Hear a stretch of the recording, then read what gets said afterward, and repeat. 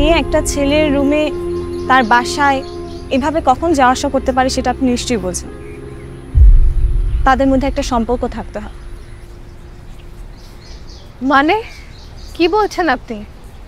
আমাদের দুইজনের এই রিলেশনটা অনেক দিনের।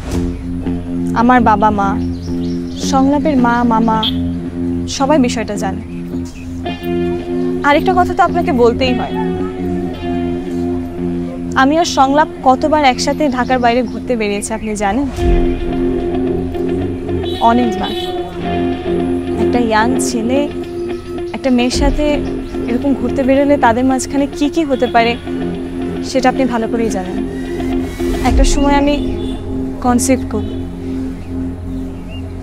সংলাপকে বিয়ের কথা বললে ও আমাকে অনুরোধ করে যে ও বিয়ের জন্য প্রস্তুত না, ওর আরও সময় লাগবে। আমি ওর অনুরোধ ফেলতে পারিনি, কারণ আমি ওকে নিজের থেকেও বেশি ভালোবাসি। কোনোভাবে আমরা দুজনে ব্যাপারটা সামলে নেই। কিন্তু আপনার কি উচিত ছিল জানেন? কারোর সাথে সম্পর্কে জড়ানোর আগে তার ব্যাপারে ভালো করে বুঝে নেওয়া, তাকে ভালো করে জেনে নেয়া। আর আরেকটা কথা, আমি যদি সংলাপকে না পাই, সংলাপ কারো হতে পারবে না।